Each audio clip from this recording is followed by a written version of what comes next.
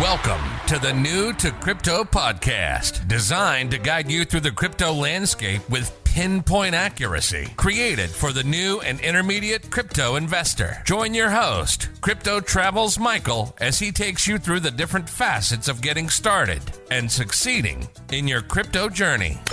New to Crypto podcast brings you new episodes daily, Monday through Friday, with surprise bonus episodes sometimes on the weekend.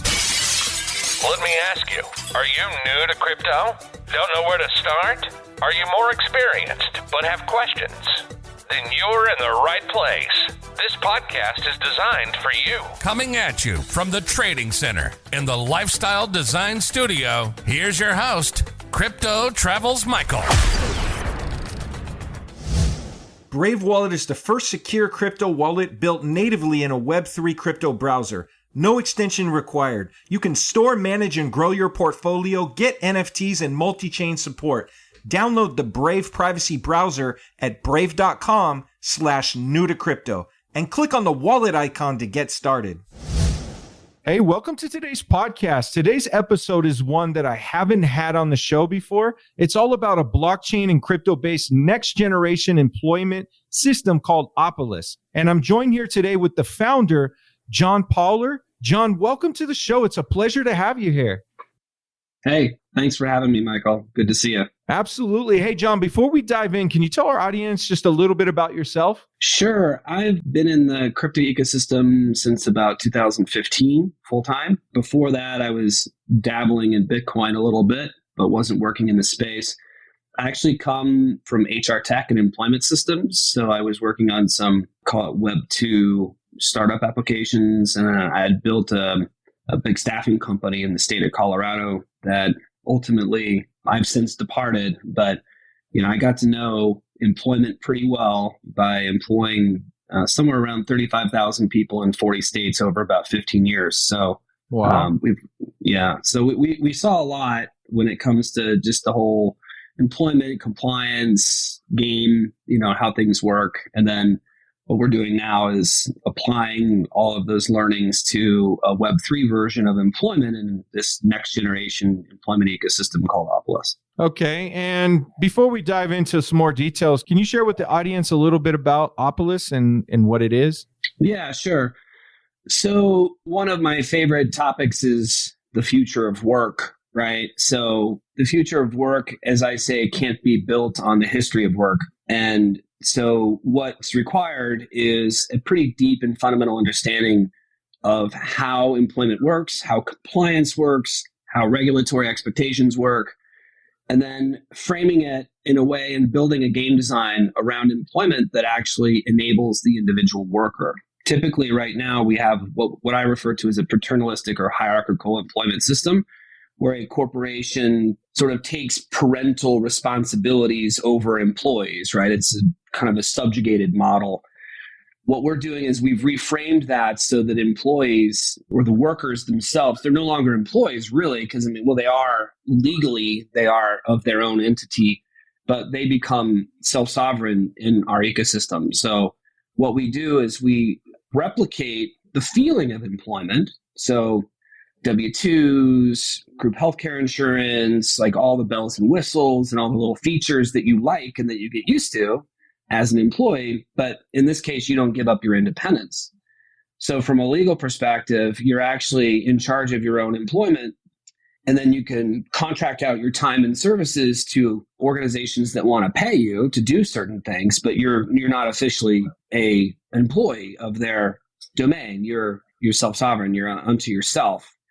So Web3, of course, is the movement away from these highly centralized, controlling top-down command and control systems and moving to more distributed or decentralized world. And so what we've effectively done is created a legal and compliance system that plays well with the real world, meaning we're not just talking about rainbows and unicorns and everything's going to be rosy and peachy with crypto land. But we're actually checking all of the boxes that are needed to be checked. But we've created a system that's very friendly to the ethos and framework of where Web3 is going. So anybody who's an independent worker, whether you're working for a DAO or you could be a real estate agent or a creative or whoever, like working on NFTs, doesn't matter. It doesn't even have to be in Web3. We've designed an employment ecosystem that makes them the customers instead of corporations. Okay. No, I like the model. Is there a story about how the project originally came about, or did it just evolve from, sort of your history or past, or tell us more about that? So the story starts in 2005. I was building the staffing company at the time. And one of the social frictions that I saw was just how temporary workers aren't treated very well. And we were looking at this in the context of our competition and how do we differentiate, right? Like we wanted to create a better service for our client customers. And the path that we chose was like, well, look, what if we treated the workers better? What if we gave them healthcare? What if we, treated them like real people? Wouldn't they then be more loyal and probably more productive? And so we began this quest of, at the time we were calling democratizing employment. Okay. By giving, and I first uttered the words democratizing employment in 2005. Now, I didn't have any idea about blockchains or decentralized governance or tokens or any of these new age tools that we now use to actually create these outcomes. But the idea of creating a more egalitarian, mutualistic employment relationship was hatched, over 15 years ago. Call it 17 years ago. And then the early efforts, though, I became a student of economic game design and incentives. Like how do we, create economic systems? What are the theories behind certain designs that actually create certain outcomes?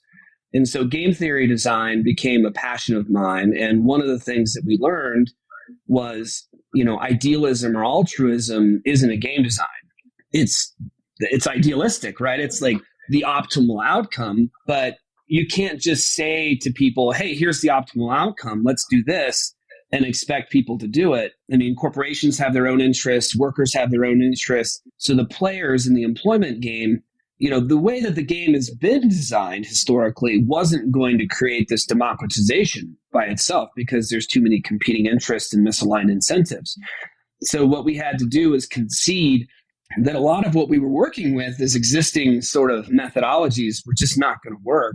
And some of the early efforts in democratizing employment through a few different other startups that weren't related to Opolis were going to fail. And we came to those conclusions. Like before they actually failed, we came to the conclusion that they would fail because you couldn't scale it, and you could do it on a very small level, but you couldn't scale it to something big.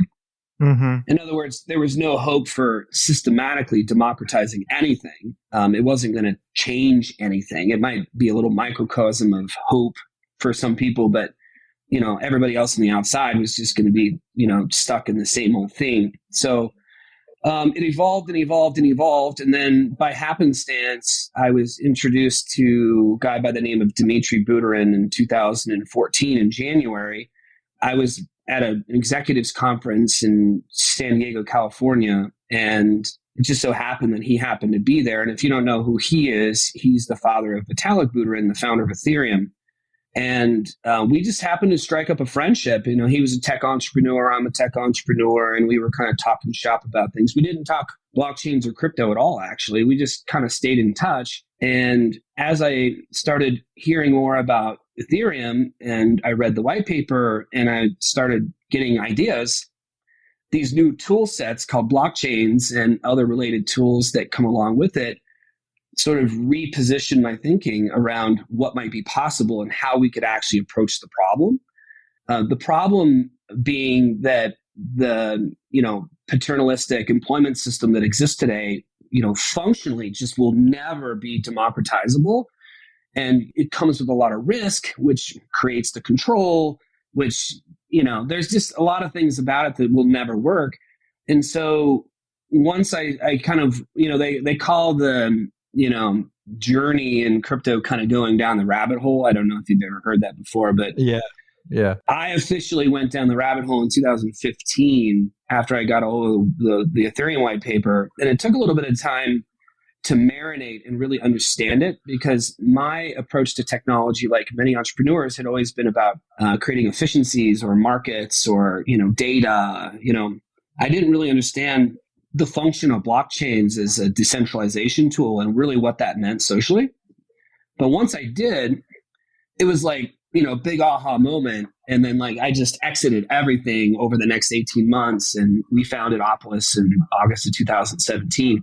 So, it was a process. I mean, you couldn't go back and script this stuff, just the kind of chain of events that happened were pretty special in some ways. So we're still on the path to democratize employment. Really, it's evolved more now to be less about democratization and more about ownership, right? Like giving individual workers the ability to have access to what we vision as a global public utility infrastructure for employment that's permissionless, and you can just plug in whatever geography you're in and access the compliance and shared services and benefits that you need to operate your small business for a low fee that's actually member and community owned, right? But for profit. Yeah, right? So it's not a that not-for-profit government run thing. It's a purebred Web3 community owned tokenized ecosystem that allows people to really, in the end, what this has turned into is the idea of democratizing employment really only affords one set of things, and that is to work from where,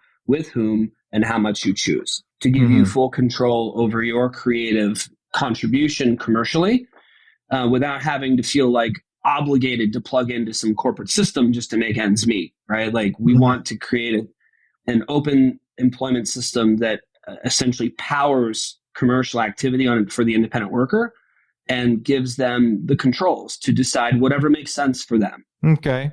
Yeah, thanks for unpacking that. You have some documentation, that this is going to be a first for our listeners.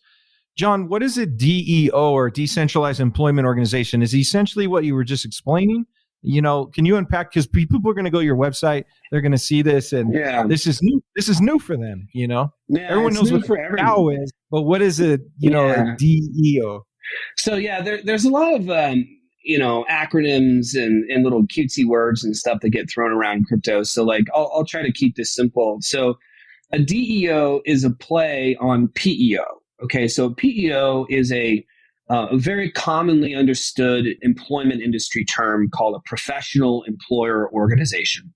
And what a PEO is a third party that essentially takes on the responsibility of employer, and this is called employer of record, legally speaking, on behalf of small businesses that don't probably have the infrastructure or HR department to be able to handle the compliance, et cetera, et cetera. So there's a very particular type of entity called a PEO that comes in and says, hey, we'll run your payroll, we'll do your compliance, we'll administer your benefits, and we'll do this in sort of a group procurement methodology, and we'll take care of you. Now, this is a B2B sport, right? So this is a business that's talking to another business about their employees, and the decisions are being made at a corporate level. So what a DEO is, a decentralized employment organization, is similar services. So it's like payroll and compliance, and in our case, crypto payroll functionality and benefits administration, group healthcare, et cetera, but it's being done as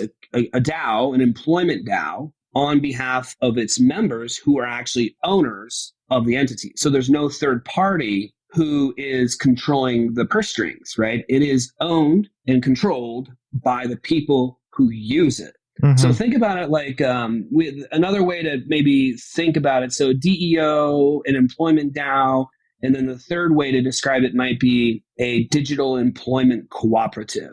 Okay. So one of the ways that we try to make this accessible for people to understand is think about like REI. So REI, if you know it, is a big outdoor equipment and camping gear store, right? Mm-hmm. Everybody knows REI.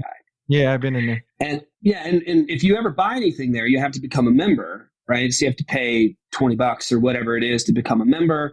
And then depending on what you buy at the end of the year, they're going to send you a profit sharing check, which is called patronage, right? So what we've done is we've pioneered a crypto-friendly version of a cooperative. We call it a digital cooperative. And we use that legal wrapper in conjunction with DAO tooling to create this framework that is community owned. So I'm a member of Opolis. I use the services. I get my paycheck from the Employment Commons. I get a W-2 from the Employment Commons. And at the end of the day, I'm also an owner based on the tokenization and the framework that we've built. So there's no boardroom or third party over here that's extracting all of the money.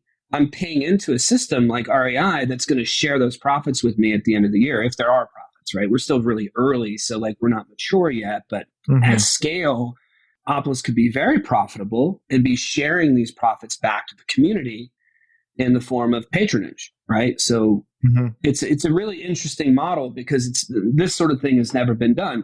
But essentially, back to the DEO question, decentralized employment organization is functionally like a PEO, but it's community owned and member driven. Okay. So it's just how it's instead of B2B, it's B2C, right? So it's the entity is, and instead of the B being owned by some other set of people on a cap table, it's owned by the community.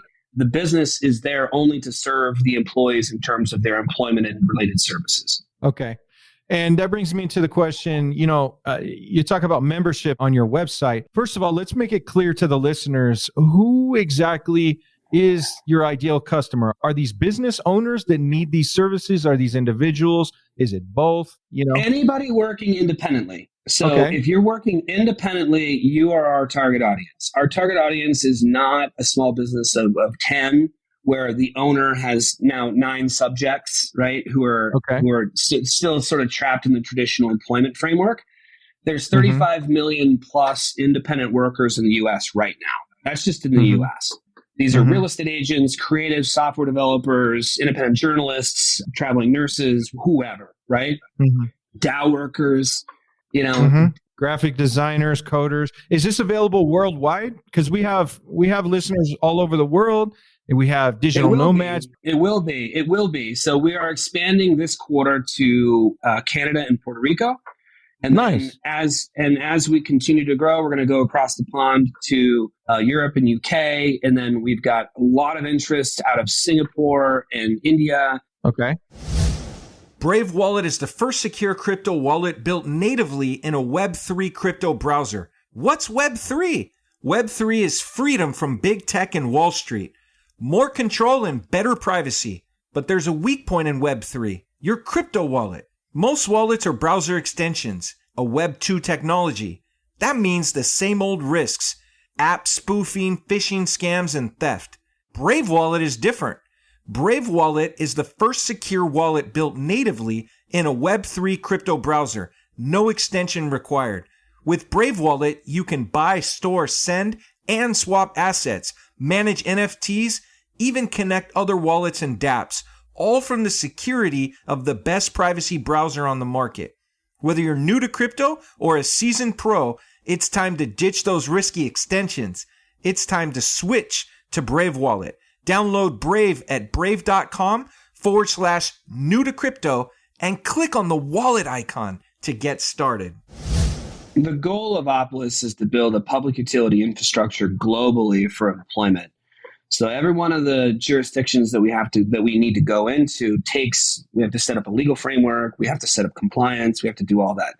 So it's not just something we can just open the floodgates and just do well out the gate. So we're taking an incremental approach, meaning we started it in the US, we're now going to Puerto Rico and Canada this quarter, and then throughout the rest of the year, we're going to start expanding to other places based on heat map demand. Eventually, the goal is to be in every country that has demand, right? So there are a few countries that make compliance for employment very, very difficult. They're not what I would call employee-friendly places, but we'll cross those bridges when they come. But we want to enable the global workforce, which is where everything is going, to work from where, with whom, and how much they choose, right? And the commercial protocol of their experience will be Opolis, because they'll just be able to plug in permissionlessly and have all of the things that they need to be able to function, including benefits, including compliance, including all of the complexities that comes along with the territory of being independent that most people aren't experts in, right? So we're here to collapse the knowledge gap there and simplify things so that people can have their own choices. No, I like it. I think the last 2 years of the world situation only plays into the growth of this even more. So just It accelerates it big time. completely. Just to be clear for our audience, these are people that already have work and they need these benefits. So if, let's say they're in the United States and, they work from different places, no digital nomad, for example, right? They already have say they're building WordPress sites or designers, right? They already have their own clientele. So this is going to basically help assist them. Right. So a lot of times people working, there's a saying that people spend too much time working on their business instead of in their business. Mm-hmm. And it's, my tax filings and where the hell am I going to get healthcare from? And how do I deal with retirement plans and cobble, stuff together. And it takes research and insight and cost and experts and all of this stuff to figure out. Well, what if they could just plug into a vertically integrated stack that's already solved all of that? And it's not aiming at selling you anything. It's aiming at consolidating your life, right? So simplifying, automating, and creating, simplicity around things that might be typically more complex for you. But we haven't, so I've been in HR tech a long time. We've not really built a lot of tools for independent workers. And the reason for that is because the money, the procurement dollars who actually buy this stuff come from corporations. So most HR tech is always organized around B2B sales. So what we're saying is that the new world is B2C. This is about independent workers, and we need to make it easier for people to work in their chosen profession without these hindrances and encumbrances. And so we're just vertically integrating all of these complexities into a single stack and making it super easy to plug and play and set it and forget it. And then boom, they're off to the races doing things that they like to do versus the things that are more necessary evils to the choices they've made. Awesome. No, I like it. A tremendous percentage of people that even work in crypto and blockchain, they work remote or wherever they happen to be. I know hundreds of them. Where I'm located, they're all remote, All remote. I mean, crypto is a distributed first or remote first space. Almost every company that I knew that had a centralized organization or structure has now decentralized. We helped MakerDAO decentralize their foundation. They used to have a big corporate headquarters in California. They're all over the world, right? I mean, we saw the same thing with Shapeshift here in Denver. We helped Shapeshift decentralize their labor force when they decided to go full DAO. And, they went from this highly centralized, office building downtown Denver to they're all over the place, right? So the future of work is distributed. The future of work is working from home and working flexibly and probably working on more than one project. And that structure isn't conducive to sort of subjugating myself to one corporation in an office building downtown who offers me benefits in an HR department. That doesn't exist in a DAO. Yeah. And people don't want it. They don't really want it. They want to make more choices for themselves as opposed to, and I use this word very intentionally, subjugating themselves to a corporate entity that ultimately controls their time and attention. We're moving out of that. What I call that system was built for safety and security. Those social values were really important coming out of the backside of World War II and the Great Depression. Exactly. Those were really important because people were terrified and having work was really important. The mortality rate in a steel mill was 10% annually. And so people like Henry Ford that were creating standardized work weeks and benefits packages and all this was really innovative stuff back in the day. Now it's table stakes. And the core element that maintained the integrity of that social contract, loyalty, no longer exists. Loyalty is a mirage in corporate employee relations. The at-will state took over that. And now you can be fired with or without notice at any time in most states. And look at the pandemic. Look at the financial crisis of 2008. The youngest populations have seen these things from the sidelines and going I don't want anything to do with that crap. And they're opting out before they even get into the workforce. Over 50% of the Zoomer population is already working independently full time. Yeah, and they're very savvy with technology, so it only helps. Yeah, and they're also, the other thing that's happening is, so I would say that we're coming out of, from the 30s, 40s, 50s, 60s, 70s, 80s, 90s, and even the early 2000s, what I call the mercenary work culture. Now, what's the mercenary work culture? It's the paycheck culture. It's the means to an end, right? Like, whoever pays me the most, sure, I'll go to your office building and I'll spend 9 to 5 there, and you can pay me a lot of money, and I'm going to go home and I'm going to live my life. Yeah. It's very compartmentalized, right? The It's 40 club. Yeah, it's my work life, it's my home life, it's my church life. It's very boxed, right? Now you'll see that work-life integration is happening in real time, and people don't have these traditional schedules. They're doing all sorts of different stuff. A lot of stay-at-home parents that are juggling lots of different things, and they just don't value this sort of structure the way that they used to. And so what you're seeing is, because people now have choices, they're also saying, like, well, it's also important to me not just to get a paycheck, but to actually align my efforts with something that I care about. So this is the purpose economy that's really early, but you're seeing this calculus happen with the youngest population, the Zoomers, all the time. Mm-hmm. They don't want to go work for Google because they don't believe in what Google stands for. And they don't care. They can make $250,000 by and large. They're like, I don't want to work there because they don't believe in this. This is why so many people are flocking to Web3, because in part, it's kind of this early stage of the purpose economy, merging with technology, merging with these new economic systems and more egalitarian ecosystems that actually create fairer outcomes and more distributed value creation and all of these different things that are really important to these younger kids.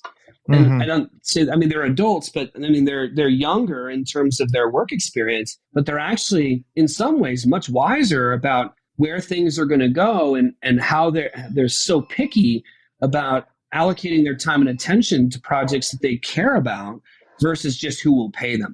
Does it make sense? Definitely makes sense. Let's segue into, I wanted to ask you, how do your tokens with Opolis tie in to the overall platform, and what is the work token? Yeah, the work token. So I'm wearing the work token t-shirt here. So this is, we just handed these out at ETHDenver. Nice. Which is a whole another conversation. I founded ETHDenver in the fall of 2017, and it's turned into its own little crazy adventure of like Web3 social experiments. We had over 10,000 people airdrop into Denver 2 weeks ago. Nice. And it was insane. So the work token, we talk a lot about coordination in Web3, and coordination is a concept in economic theory that basically is around incentives, right? And how do we create inputs and outputs, right? Like, so from a game design standpoint, if I want a certain outcome to happen, let's say I'm looking to get, as a business function, let's say Opolis needs to generate referrals, right? So in the Web 2 thing, you might offer a $20 referral bonus, or you might offer, something else, to get people to do it. But usually it's not, it's very transactional in Web 2. Like, it's like, hey, here's $50, right? And then everybody runs off their own way. The advent of the token creates a whole new opportunity for coordination and next generation game design that allows for much more sustainable and durable coordination mechanisms that create alignment of these incentives over longer periods of time. In other words, it's more sustainable. So we've created a process called payroll mining, which is a system of incentives that basically incentivize our membership to do certain things: stake tokens, make referrals, and perform their own consumption of services in the ecosystem. So as we grow, and there's only one metric that we really track, which is total payroll volume. We call it ACPV, Annualized Commons Payroll Volume. ACPV is tracked on a periodic basis. There's 24 periods per year, pay cycles, right? And we track the total payroll volume. As we grow, we reward the community is rewarded for growth, right? So what creates growth? Well, referrals and consumption, right? So we want individuals to consume more services, put more payroll through the system, so we incentivize that. And then secondly, we want them to bring their friends, right? Because that keeps the costs down on the business to go out and acquire new members. And it creates a virality of sort of community of communities that builds itself, right? So the tokenomics of the work token align to create the appropriate incentives for our members to actually build the commons itself. So the goal is we don't want to go out and hire a bunch of salespeople to like try to convince people to come become members of Opolis. The most powerful salespeople are your friends, right? And if they're using Opolis and it's beneficial for them and their family, hey, I'm saving $300 a month on my healthcare. It's better coverage. I'm getting these tokens just for running my payroll. And like, I got to work from where, with whom, and how much I choose. And it's owned by me. It's not a hard sell. Like anybody who's working independently is like, hey, I want to do that too. Like that sounds pretty cool. And so the token is this coordination mechanism that actually incentivizes people to do the things that we want to see happen in the community. And then also ultimately is the economic unit of account that actually rewards people with profits and economics as the value of the commons continues to grow. Okay. It's a mechanism of ownership. And really, the more tokens you have, the more right to profit you have. Can you break down how the staking works with the token, with the work token? Like, how does that work? Share that for our listeners. Yeah. So one of the things that exists in the world of tokens is this thing called sell pressure. And so, when you're sitting around with a stack of tokens and you're like, okay, well, what do I do with these things? One of the common activities that communities will create as opportunity for their participants is a staking reward. Now, what does staking do? Staking is kind of like a savings account, right? So banks incentivize you to put money in a CD or a savings account. They'll give you a teeny little piece of interest to do it, right? You make a return. Well, in our mechanism of payroll mining, the stakers are rewarded as we hit our growth metrics, right? So keeping those tokens inside the community instead of on some exchange somewhere or floating around, like we're actually incentivizing those tokens to go to work, because what it really represents is confidence in the network, right? So when you're staking your tokens, you're like, I believe in this project. I'm going to get a return for doing this. So it's economically rewarding for all parties. But it's something that acts like a savings account for people. So it gives you a return. There's no structured return. It's not like we're offering 5% APY or something. It depends on how quickly we grow. So if we grow fast, then there's a lot of reward. If we don't, then there's not, right? So again, then it incentivizes everybody to be thinking about, well, how do we grow more? How do we grow faster? Because I want to get these rewards. Absolutely. A question that our listeners may be asking is the membership paid with the work token, or is it paid in crypto? Yeah. Right? Like, so there's a variety of options. So, I mean, we do charge a 1% community sustainability fee in fiat, right? So in US dollars. You can pay that in USDC or in Ether or however you want to pay it, but it's billed to you in fiat dollar denomination. Now, that 1% community sustainability fee is to keep the lights on, right? We've got administrative things to pay for, staff to pay for, all these things to pay for. So as a consumption fee only, opening new countries, whatever. As a consumption fee, you're paying 1%, right? And you're paying that to the commons as part of your payroll cycle. It's like an administrative fee that, any other payroll company would charge you. Our taxonomy is different because it's not about making profit here as much in these days. It's about sustainability. So 1%. Now, the join fee is $20. It's super high bar, right? Most of that is like just checking a box on compliance. Okay. For the co-op, right? So we have, there's a small fee to become a member. But other than that, there's no other fees. So it's only the $20 to join and 1% whenever you run payroll. Now, if you don't run payroll, you can't stay current with your healthcare. So we find that people do run their payroll quite frequently. Okay. And there's 24 payroll cycles a year. So I think you can miss a cycle here and there and still stay active on your healthcare. But for the most part, the way group healthcare works is you have to stay active as an employee. And in order to do that, you have to run your payroll, which means you have to run your payroll. But for our purposes, we try to keep the costs very low. There's no hidden fees. There's no bullshit. It's community owned, right? So like a credit union or like REI, everything's very transparent because our primary motivation here is not to maximize profit. It's to maximize value to our membership. Okay.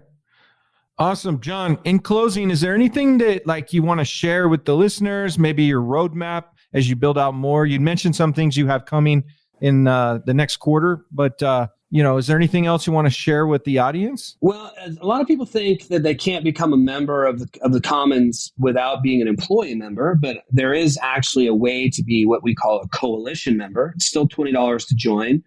But if you're a person or an organization who's in support of the future of the self-sovereign worker, which is really our ethos, which is really our purpose, to support the future of those folks, then you can become a coalition member and make referrals and still participate in payroll mining and staking and all of the other fun things. The only thing that you're not doing is personally getting a paycheck from the Commons. Nice. But you can do that in sort of a staged approach. So for example, we've got people right now who are working in full-time W-2 jobs elsewhere, but they're coalition members and they're referring all their friends because they want to do the payroll mining for all of those friends that they have. And they have plans to join the Commons themselves later this year, right? So it's just, you don't have to wait, in other words, to do that. Okay. The other thing that I would suggest is, Opolis is a really interesting case study in beyond just the kind of window dressing of employment and democratization of work and all of these other things that we talk about.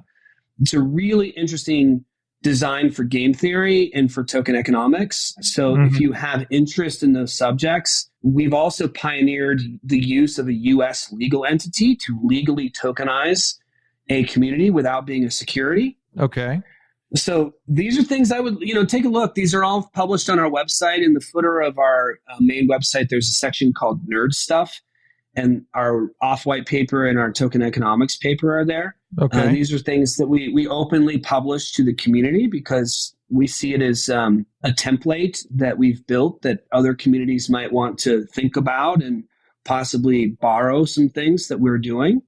We've spent a lot of time contemplating these subjects and putting thoughtfulness into actually designing a sustainable, architecture, both legally and technologically, for both benevolence and economics, right? To make sure that we're really threading the needle appropriately.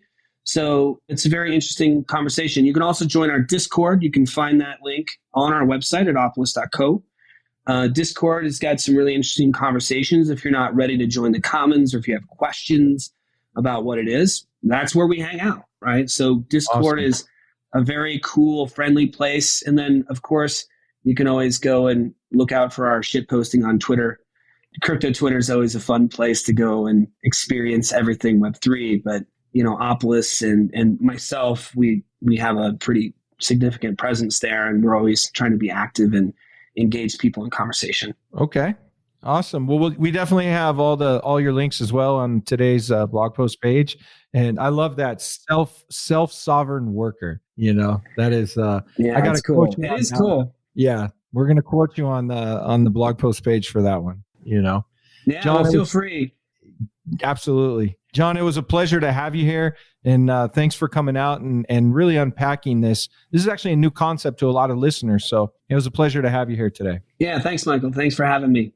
Absolutely. Hey, if you like today's episode, definitely like and subscribe to the podcast and chime in here tomorrow for another special episode. Until then, make it a great day. Thanks for tuning in to New to Crypto Podcast. If you like the episode, be sure to follow and subscribe. You can listen to every episode on all major platforms. Have an interest in being on the show or want advertising? Reach out at newtocrypto.io. Head over to our site, newtocrypto.io, to access the resources mentioned in each episode. Until next time, remember to navigate the crypto landscape with pinpoint accuracy.